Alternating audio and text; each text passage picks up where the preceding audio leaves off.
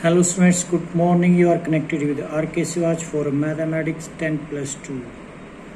Today we are going to discuss about the chapter LPP, Linear Programming Problem. कल हमने first question discuss किया था.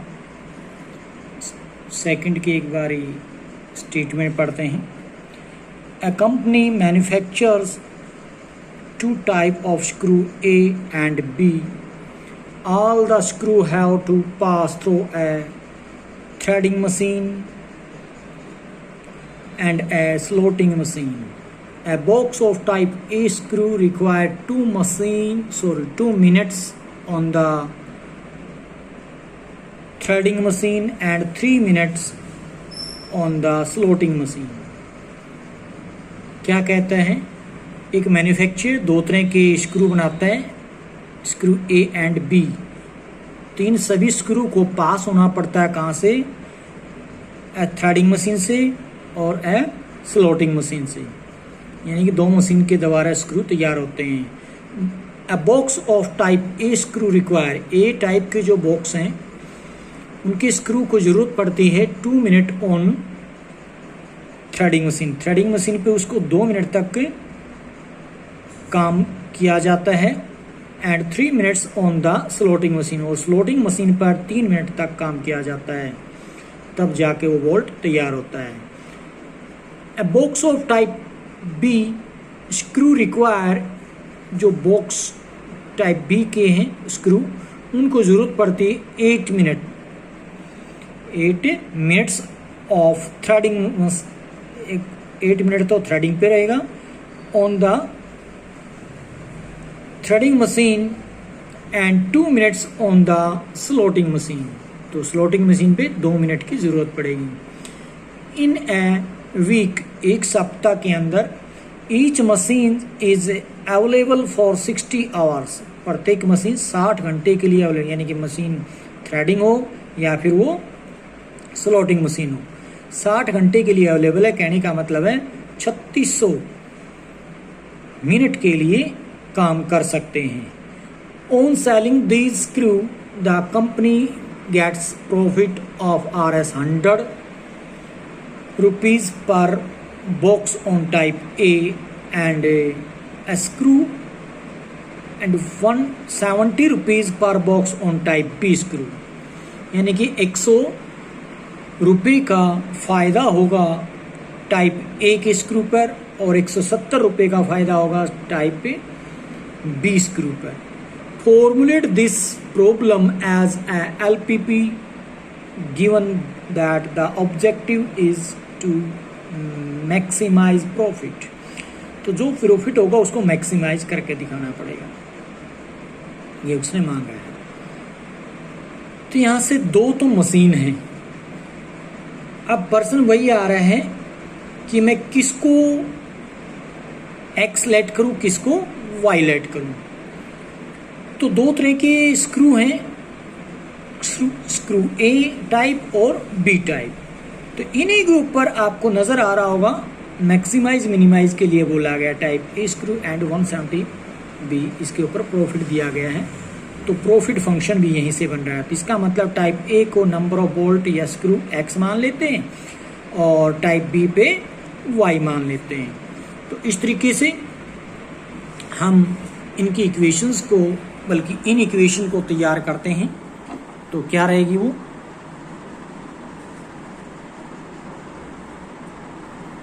Late x and y be the numbers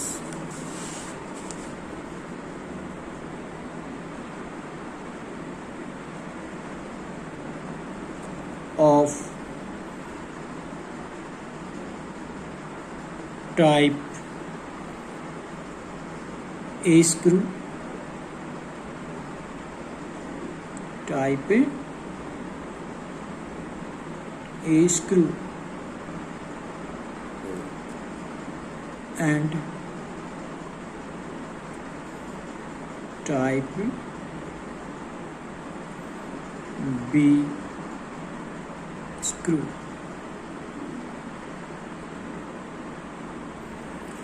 ये late करने के बाद सबसे पहले हम जेड फंक्शन तैयार करते हैं, जो कि प्रॉफिट फंक्शन रहेगा। कैसे होगा?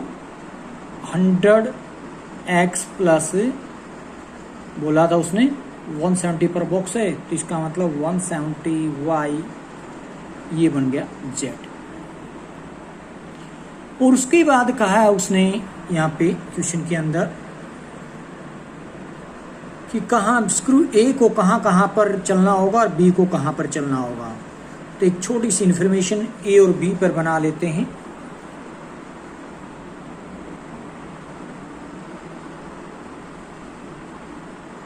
ये टाइप ए स्क्रू है, ये बी स्क्रू है। तो उस पे दो तरह की मशीन है। कौन कौन सी? मशीन स्लॉटिंग है, एक थ्रेडिंग है।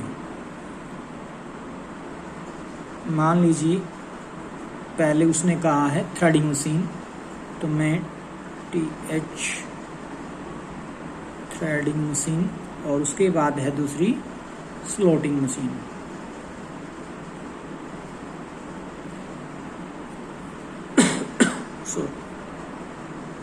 तो ए को जरूरत पड़ती क्या थी? ए को जरूरत पड़ रही थी, जैसे आप देख रहे होगे, 2 मिनट्स ऑन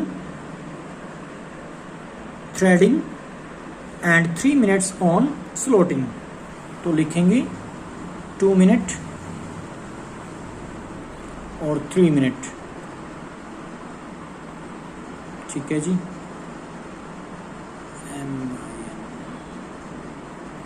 और बी के लिए बात कर रहा था वो 8 और 2, वो भी देख लीजिए, उल्टी सीधी तो नहीं कर रखी स्टेटमेंट। कहा है a box B screw required 8 minute threading. कितनी? 8 मिनट थ्रेडिंग। एंड बोला गया है 2 मिनट स्लॉटिंग। अब थ्रेडिंग मशीन और स्लॉटिंग मशीन कितने टाइम के लिए अवेलेबल है? 60 आवर्स बोला था। 60 × 60 मिनट हो जाएंगे। ये भी 60 × 60 मिनट के लिए अवेलेबल है। इतनी इंफॉर्मेशन दी थी। बाकी जेड का हम बना चुके हैं। तो यहाँ से कैसे इन इक्वेशन तैयार करेंगे? तो हम लेट कर चुके ए टाइप का ना, एक्स जो है वो ए टाइप के स्क्रू हैं और वाई जो हो बी टाइप के स्क्रू हैं। इसका मतलब 2x plus 8y, 2x plus 8y कितने टाइम के लिए अवेलेबल है? ये 3600 मल्टीप्लाई करेंगे तो, क्योंकि ये भी मिनट है ये भी मिनट है, तो यूनिट सेम होनी चाहिए, वरना 60 आवर्स लिख लोगे तो गलत हो जाएगा। तो अब इसमें से 2, ये लेस क्यों लगाया? सबसे पहली बात तो यही कर लेते हैं, क्योंकि दोनों को मिला के वो केवल और केवल 3600 मिनट के लिए मशीन अवेलेबल है चलाने के लिए।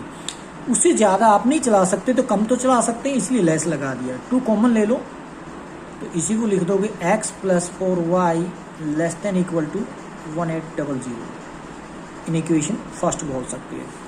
अगली है 3 और 2 पे, क्या मतलब है? 3x प्लस 2y, ये भी 3600 पे अवेलेबल है मिनट के लिए। इसमें से कोई चीज़ कॉमन नहीं आ रही, इसलिए और कोई सॉल्यूशन नहीं हो सकता। एक बताया गया था x और y दोनों के दोनों 0 से ग्रेटर रहने हैं। ये इन इक्वेशन तैयार हो चुकी है। तो फॉर्मुलेट कर दिया हमने इस स्टेटमेंट को इन इक्वेशंस के अंदर। नेक्स्ट, थर्ड है a company is making 2 product A and B. The cost of producing 1 unit of product A and B is, A की कॉस्ट दे रखी है 60 रुपीज़ एंड 80 रुपीज़ रिस्पेक्टिवली। तो ए को बनाने में 60 रुपये का खर्चा आ रहा है, बी को बनाने में 80 रुपये का खर्चा आ रहा है। तो कॉस्ट फंक्शन अगर बनाना पड़े तो हम यहीं से बना लेंगे, यानी कि 60x प्लस 80y, क्योंकि आपको पता लग गया होगा कि दो तरह के प्रोडक्ट हैं ए और बी, तो ए को x मान लो, बी को y मान लो। आगे बढ़ते हैं।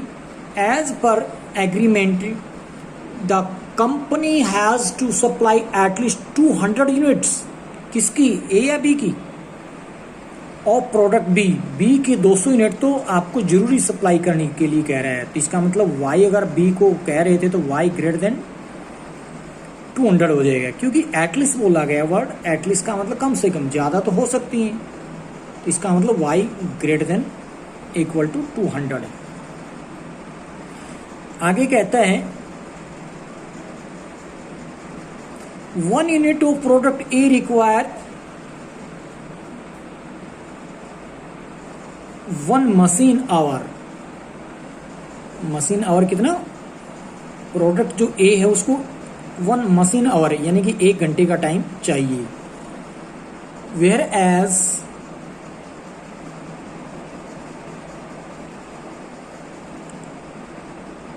Product B has machine hour available abundantly within the company, मतलब जो ए पे लग रहा है उतना ही बी पे लगेगा और कोई एक्स्ट्रा बी पे नहीं लगने वाला। तो इसका मतलब 1 घंटे के लिए एक्स के ऊपर और 1 घंटे के लिए वाई की बात करेंगे, यानी ए और बी को हम एक्स और वाई रिस्पेक्टिवली मान चुके हैं।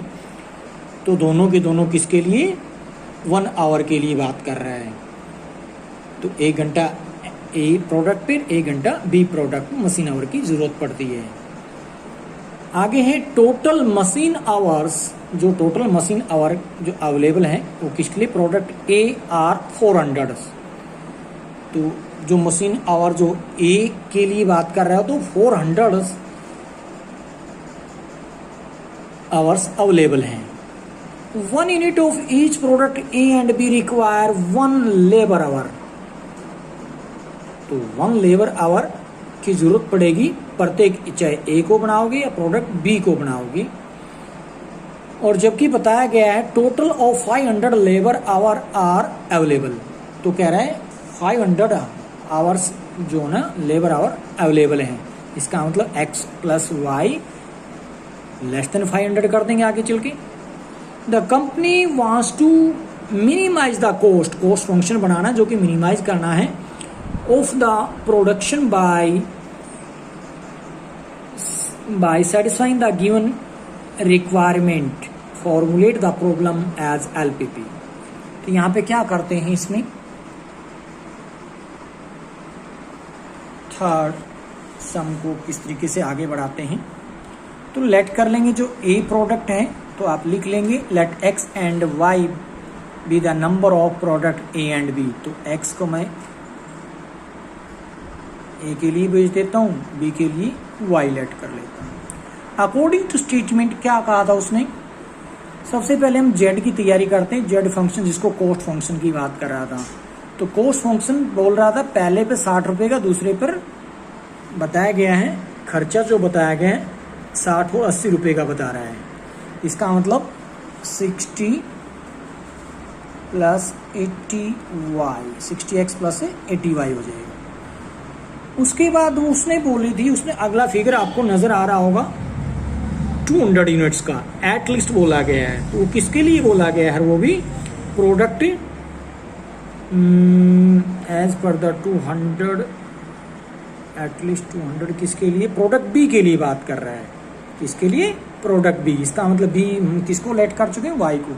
तो वाई किससे ग्रेटर हो जाएगी, 200 से, और इक्वल भी हो सकता है। ठीक है जी, अगला फिगर आपको नजर आ रहा होगा यहाँ पे। तो कहता है रिक्वायर होती है मशीन आवर्स की 1 सेम। इसका मतलब x प्लस वाई अवेलेबल है कितने के लिए, 500 आवर लेबर आवर की बात कर रहे हैं। तो पीछे हम 400 को भी छोड़ चुके हैं, तो इसको पहले ले सकते हो। एक बार दोबारा देखिए स्टेटमेंट, टोटल मशीन आवर की जो बात करेगा वो अवेलेबल था किसके लिए, फॉर प्रोडक्ट ए आर 400। तो केवल ए का मतलब x लेकर चले थे हम, तो x is less than equal to 400। आप एक और इक्वेशन तैयार कर सकते हैं, x is less than equal to 400। उसके बाद आपको फिगर नजर आ रहा है, कह रहे हैं 1 unit of each product A and be require 1 labour our, तो प्रत्येक के लिए, और जबकि 500 लेबर आवर्स अवेलेबल हैं। तो यहां से आप बना सकते हैं x प्लस वाई लेस या लगाऊं या ग्रेटर लेस, क्योंकि 500 से ज़्यादा वो टाइम नहीं दे पाएगा। और एक चीज़ आप जानते होंगे, x और y जो होंगे वो 0 से ग्रेटर हर सम में लेने हैं, तो ये बनेगी इसकी इनइक्वेशंस। नेक्स्ट यानी कि fourth, a firm manufacture 2 type of product A and B and sell them। तो 2 प्रोडक्ट हैं उसके पास, ए और बी को मैन्युफैक्चर करता है, सेल कर देता है at profit RS2 of type A type के जो प्रोडक्ट है उस पर 2 रुपये का फ़ायदा लेकर, और आगे कहता है RS3 ऑन टाइप बी, 3 रुपये का फ़ायदा लेगा वो, प्रॉफिट लेगा बी प्रोडक्ट पे। यहाँ से पता लग गया होगा प्रॉफिट फंक्शन तैयार करना है जेड के लिए, 2x प्लस 3y जेड बन जाएगा अगर आप x ए प्रोडक्ट को मान के चलते हैं और y बी प्रोडक्ट को मान के चलते हैं। Each product is proceed on 2 machine, ये जो प्रोडक्ट हैं ए और बी वो 2 मशीन पे ऑपरेट किए जाते हैं, machine M1 and M2। Type A require 1 machine, sorry A require हो रहा है कहाँ पे, 1 मिनट।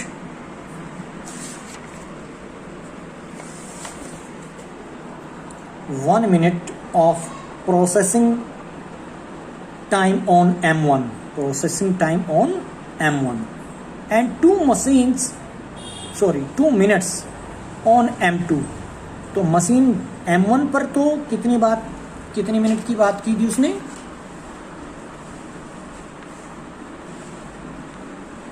1 मिनट। क्या लिखा गया है, 1 मिनट। इधर है टाइप ए रिक्वायर 1 मिनट। अब कहते हैं जो M1 पे हो गया 1 मिनट और M2 पे कितना हो गया, 2 मिनट।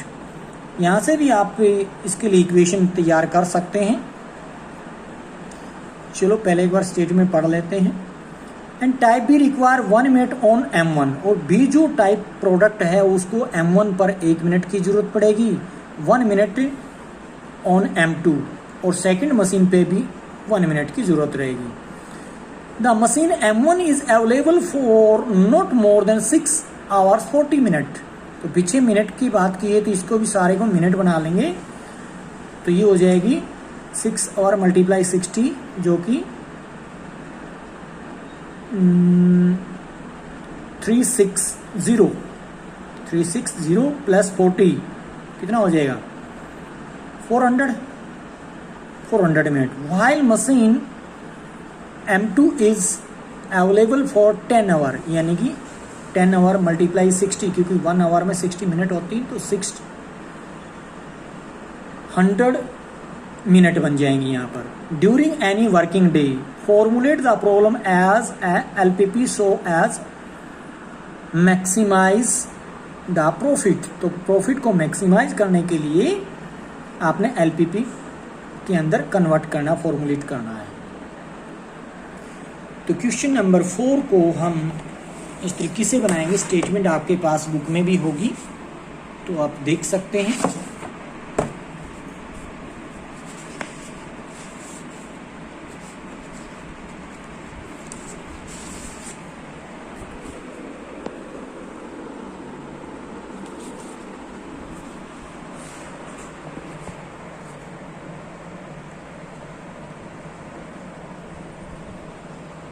ये मैंने तैयार कर लिया है।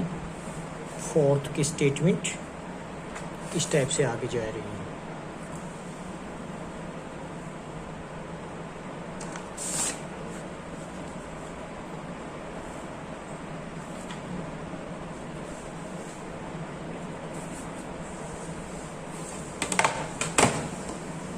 तो क्या था, एक बार उसी इन्फॉर्मेशन को मैं इस डायग्राम के थ्रू जो है ना रिप्रेजेंट कर रहा हूँ, जो सारे के सारे स्टेटमेंट में रखा हुआ था। तो given information can be put in tabular form. तो tabular form machine M1, machine M2, product A पे मशीन 1 मिनट के लिए, प्रोडक्ट बी को हम मशीन M1 पर 1 मिनट के लिए काम में ला रहे हैं, और प्रोडक्ट ए को मशीन 2 पर 2 मिनट के लिए, और प्रोडक्ट बी को मशीन M2 पर 1 मिनट के लिए ज़रूरत पड़ेगी।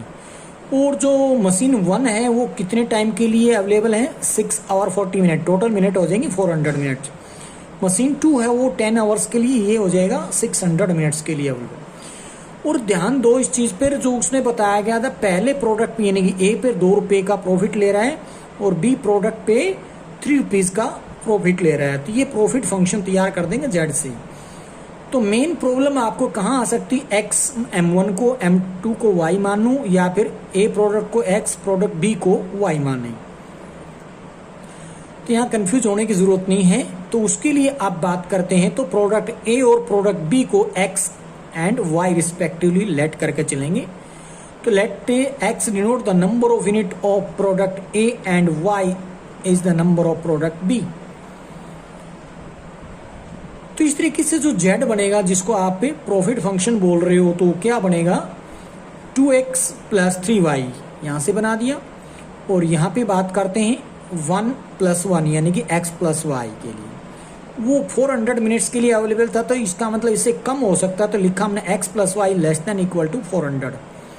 यहाँ पे 2x + y <= 600 हो जाएगा। और x और y प्रत्येक सम में मैं बार बार बोल रहा हूँ, ये तो <= 0 रखने ही है। नेक्स्ट 5th सम की स्टेटमेंट,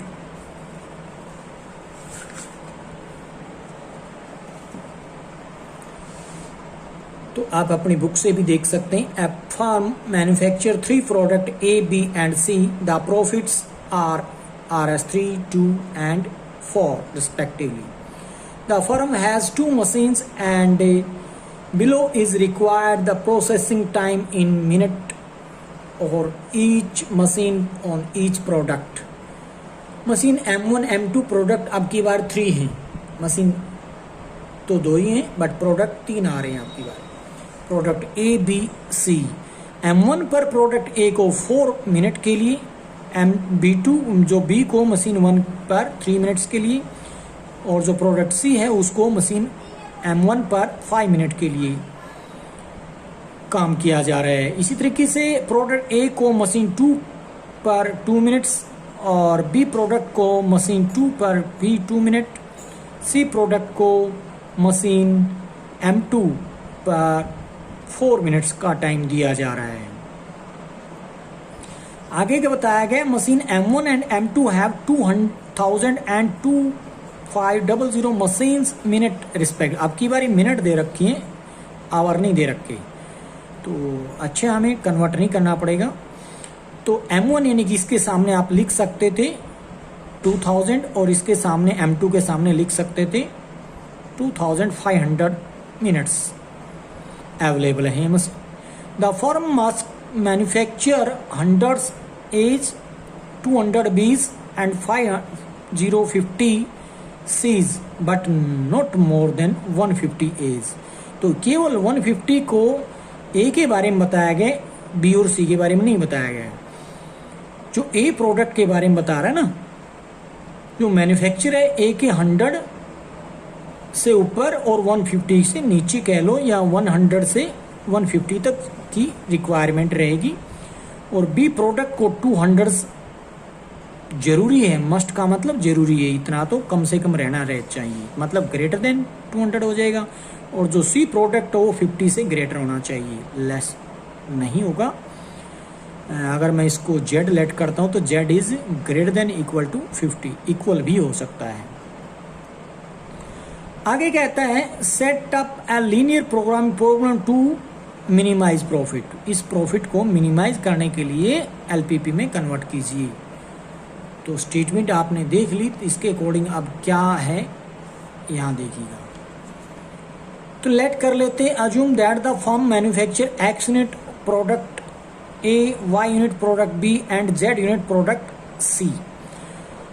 तो जेड डिनोट कर लेते टोटल प्रॉफिट ऑफ फार्म। तो जेड क्या हो जाएगा, तो उन्होंने कहा था, अगर आपके पास बुक है तो वहां पर देखोगे, मैं इधर देख रहा हूँ बुक में, तो वो कह रहा है सबसे पहली लाइन में 3 प्रोडक्ट्स जो गए हैं ABC, उन पर प्रॉफिट लिया है 324 का, 324 यानी कि एक्स पे ए को 3 यूनिट पे 3 रुपीज़ के प्रॉफिट पे, बी को 2 रुपीज़ के प्रॉफिट पे, सी को 4 रुपीज़ की प्रॉफिट पे बेच रहा है। तो इसका मतलब ए प्रोडक्ट हैं कितने, वो मैंने लेट कर लिए एक्स, तो 3x + 2y + 4z is equal to Z हो जाएगी। कैपिटल है जेड, ये स्मॉल जेड आप रिप्रेजेंट कर सकते हैं। ये मत मानना कि जेड सेम है, ये आपके पास मान लीजिए इस टाइप से छोटा बना लें आप, अब तो कंफ्यूज नहीं हो गई। नेक्स्ट, बाद में उसने कहा था एक टेबल में अगर आप देखो तो ABC के लिए 435 दे रखा है, मशीन 1 पे काम करने के लिए कह रहा है, प्रोडक्ट A को, B को, C को, और वो मशीन 2000 मिनट्स के लिए अवेलेबल है। तो उससे मतलब कम तो अवेलेबल हो सकती, उससे ज़्यादा नहीं हो सकती, इसलिए मैंने लेस लगाया 4x + 3y + 5z <= 2000। ये क्या था, मशीन पे इतने टाइम के लिए, इतने मिनट के लिए अवेलेबल है। और मशीन 2 जो दे रखा है वो टेबल में अगर आप देखोगे तो क्या है, 224 नजर आएगा आपको प्रोडक्ट ABC के लिए, इसलिए 2x 2y + 4z, इसको स्मॉल जेड इस तरीके से, <= 2500 आप लिख सकते हो।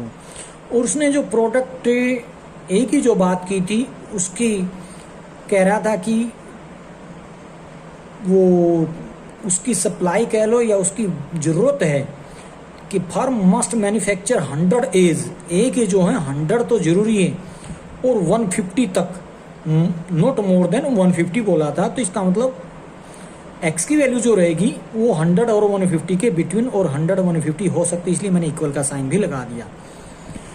और जो प्रोडक्ट बी था वो क्या कह रहा था, बी उसके 200 की बात कर रही थी, उसकी जरूरी है, तो जरूरी का मतलब मस्ट की बात कर रहा था, उससे ज़्यादा हो सकते हैं, तो y > 100।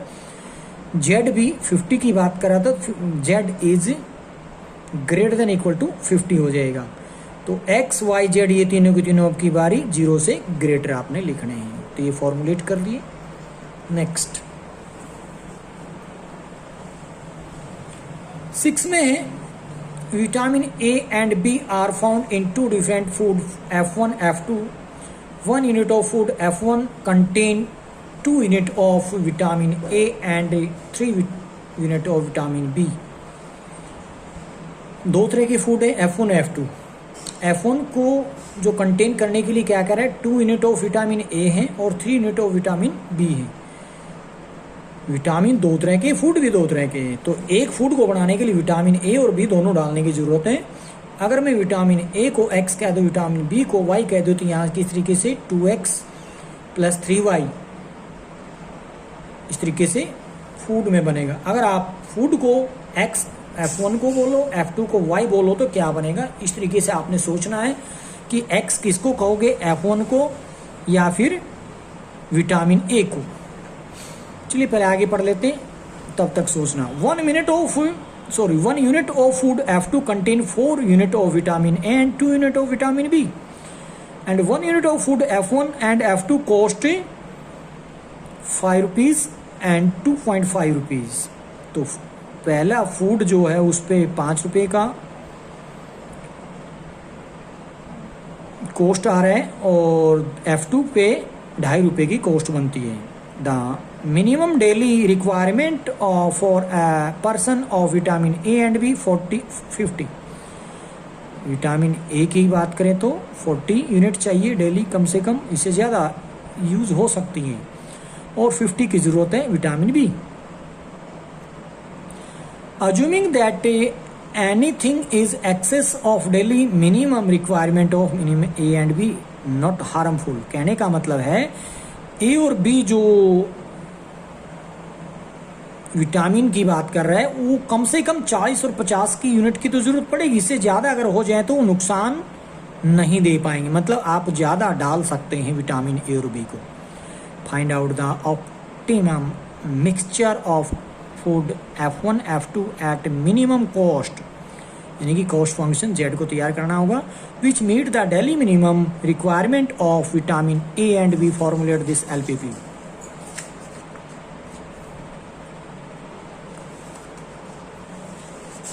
तो स्टेटमेंट आपके पास होगी, मैं उस स्टेटमेंट को इस तरीके से रिप्रेजेंट कर रहा हूं, शायद आपको नजर आ रही होगी ये। तो इसमें हम इस तरीके से टेबल बना लेते हैं, फूड F1 फूड F2, यहाँ पर मिनिमम डेली रिक्वायरमेंट और विटामिन ए विटामिन बी।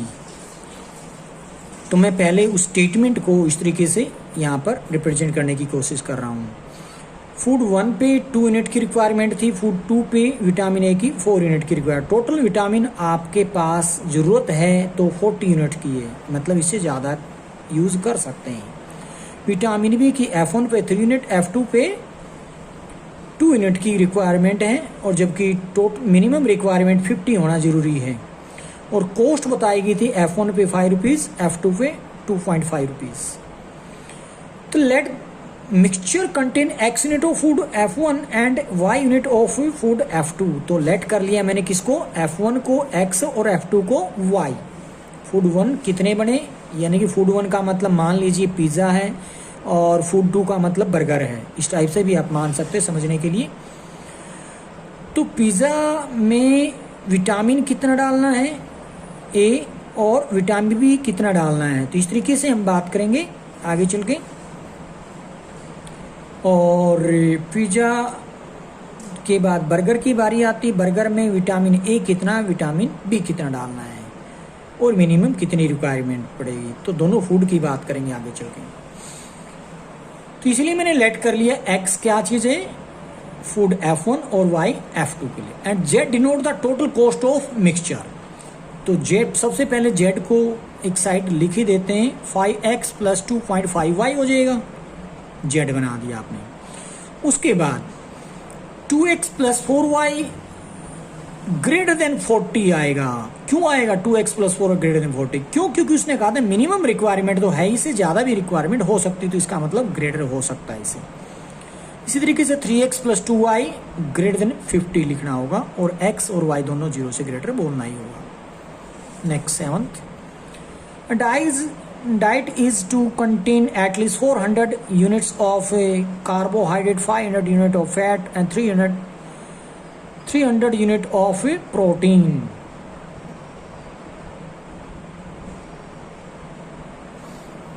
फिर कहते हैं 2 food are available, F1 which cost 2 rupees per unit and F2 which cost Rs 4 per unit. A unit of food F1 contain 10 unit of carbohydrate, 20 unit of fat and 50 unit of protein. A unit of food F2 contain 25 unit of carbohydrate, 10 unit of fat and 20 unit of protein.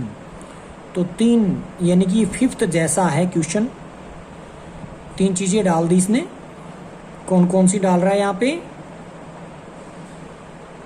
जैसे कि मैं बात करूँ F1 पे 10 unit carbohydrate है, तो 20 unit fat है और 15 यूनिट प्रोटीन है। तो कार्बोहाइड्रेट, फैट, प्रोटीन, तो कार्बोहाइड्रेट, फैट, प्रोटीन, इस तरीके से आप टेबल बनाकर उसमें आप F1 F2 को इधर लिख लेना है, या M1 M2 जो नज़र आ रहा है आपको F1 F2 लिख लेना। उसी तरीके से आप फिर बना दोगे क्या चीज़ कि जो अवेलेबिलिटी उसके अकॉर्डिंग, जैसे मैं बात करता हूँ यहाँ पे 2x, ये क्या था, 2 फूड्स अवेलेबल हैं, ये तो कॉस्ट फंक्शन बन जाएगा 2x + 4y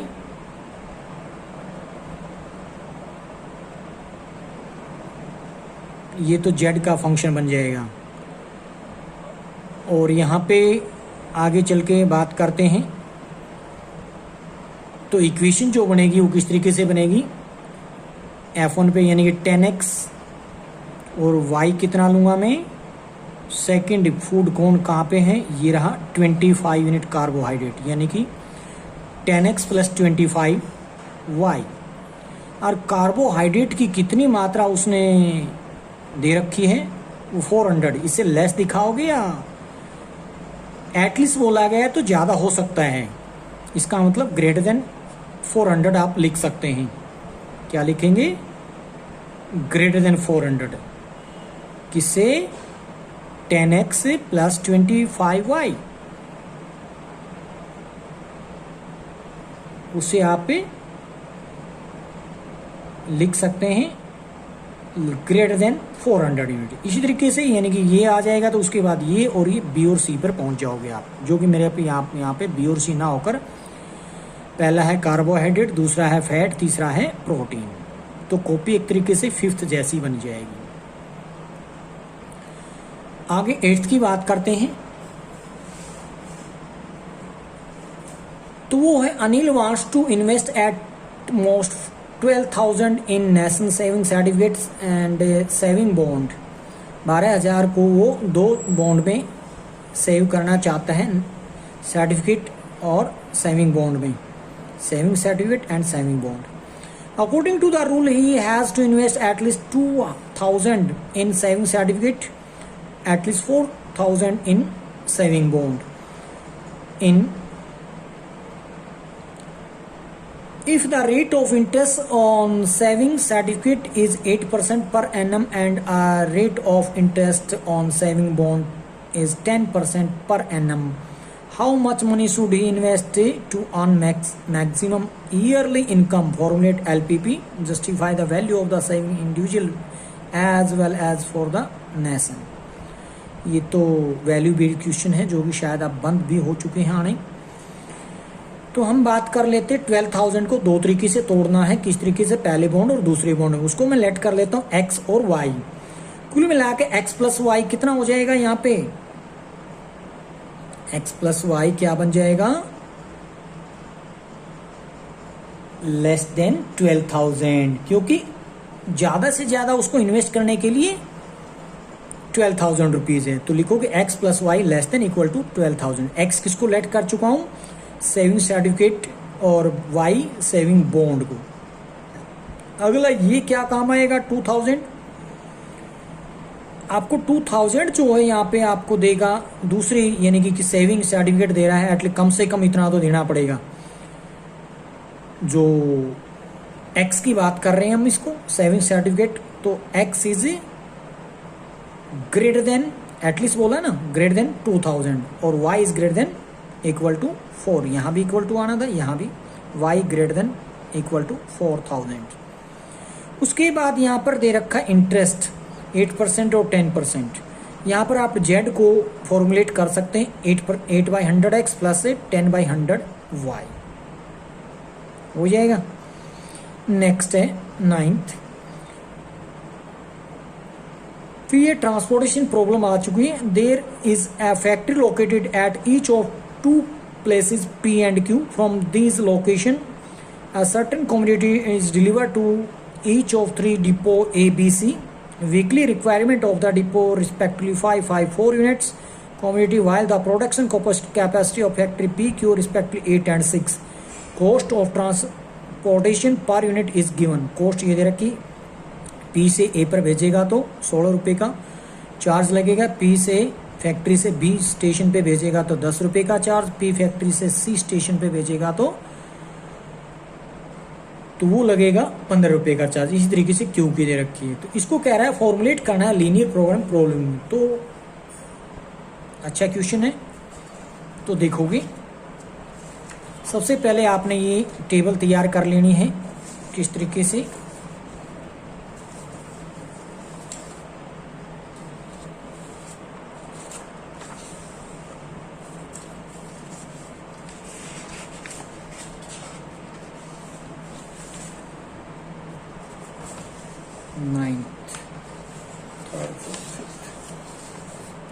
नाइन्थ इज ये रहा।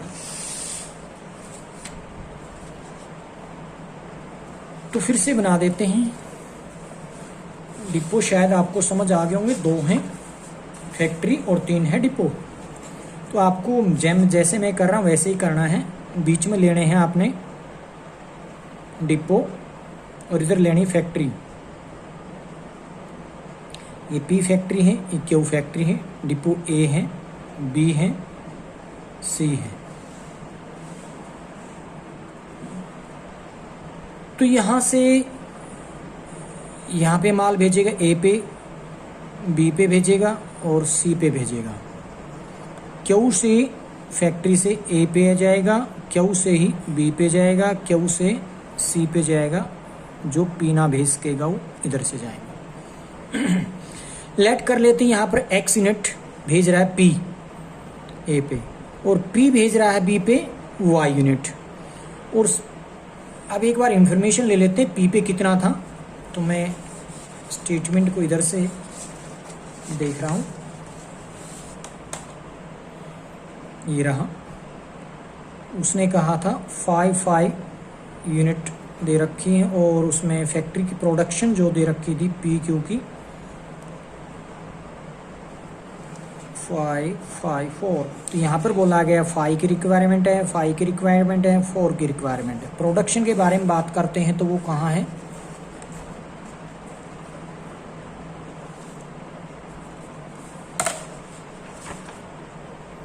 एट और 6 यूनिट है।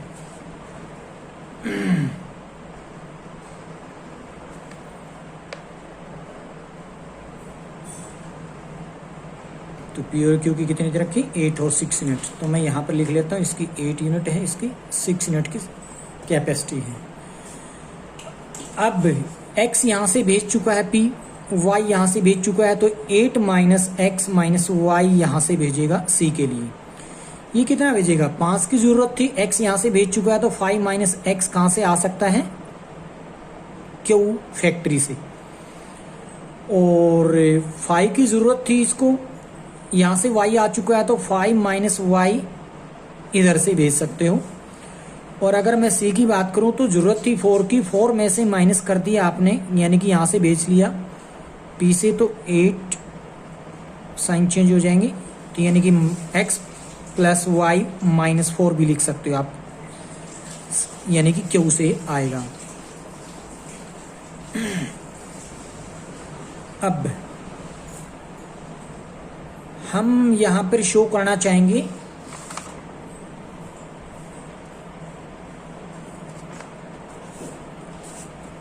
और कोई इन्फॉर्मेशन नहीं है अपने पास। सबसे पहले अगर आप जेड की बात करो तो कैसे दोगे, हाँ टेबल रहती है उसकी, जो उसका चार्जेस है, चार्जेस ये टेबल के अकॉर्डिंग ए पे तो मैं लिखूँ 16, बी पे 10, सी पे 15, कहाँ से, पी से 16 रुपीज़, 10 और 15, 10 15 यहाँ पर लिख सकते हैं, 10 12 10 10 12 और 10 यहाँ से आ रहे हैं। ये इसके ट्रांसपोर्टेशन को आप नीचे लिख लें सीक्वेंस वाइज। अब इन दोनों की मल्टीप्लाई कर दें, 16x प्लस इन दोनों की मल्टीप्लाई कर दें, 10y प्लस इन दोनों की मल्टीप्लाई कर दें,